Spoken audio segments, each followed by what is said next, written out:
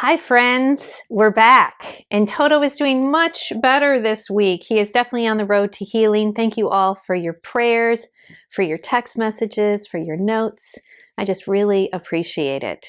So this week, as we all know, is Holy Week. And this is the Super Bowl. Easter is the Super Bowl for Christianity. So this is a very important week and many of us have been preparing since Lent began. And I know I've been doing some very intentional turning off the television at night and doing more reading and praying. And one other thing that I did this last week is I went to see The Chosen. It's now in its season 5. So if you've not yet seen The Chosen, I highly encourage you to watch it. It is one of the most well done Christian biblical stories. Well, it's a series of stories directly from the Bible. And the one this last week was about the Last Supper and the preparation beginning on Palm Sunday with Jesus arriving on the donkey with everyone waving their palms and celebrating to Hosanna. But things changed very quickly. But one of the scenes that really stood out to me was a scene where Jesus cleared the temples. Because I don't know about you, but I always think of Jesus as love and healing and just this very calm personality. But actually in this scene, Jesus is angry. And he's angry because the people, the Jewish people in particular, who have arrived for Passover, have forgotten the meaning behind what they're doing and what they're celebrating. And the temple is jam-packed with vendors selling animals for sacrifice. There was a woman coming through with a food cart that Jesus stopped, but it was just a very chaotic scene. And Jesus had talked about when he cleared it out that it is a temple of prayer. And what are you doing to my Father's house? And so one of the things, it just really stood out. It was a very dramatic scene. Jesus actually made a whip. So there was some intentionality. It was not an emotional decision. Jesus doesn't make emotional decisions, but this was not a reaction.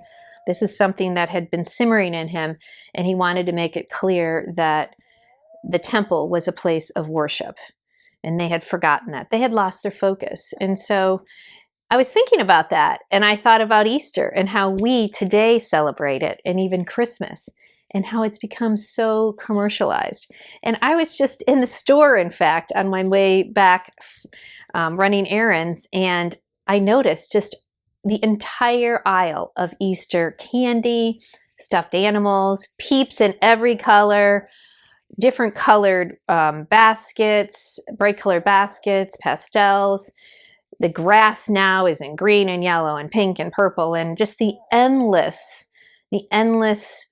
amount of things for the Easter basket, and how our focus can very easily be on all of that. But we know that this week is a lot more than baskets and bunnies. And I just wonder, after watching that scene in The Chosen, if Jesus walked through our stores today, if he would be clearing them out. The Peeps would go flying as the temple changers did. I just wonder. And so I'm just thinking about that today, and I wanted to share this thought with you and challenge you to think about, what are you focused on this Holy Week? Where is your focus? Is it on the baskets and the candy and the decorating eggs? And none of that, there's nothing wrong with any of that unless it becomes our primary and our focus. And so I just wanted to share that message with you this week as we begin this holiest of weeks. And so we hope to see you next week on Easter. So have a wonderful week. And let's remember this week where our focus is and where it should be. It should be on the Lord and his great sacrifice, the greatest sacrifice of all, of when he died on the cross for us this week. So thank you. Have a wonderful week. Bye-bye.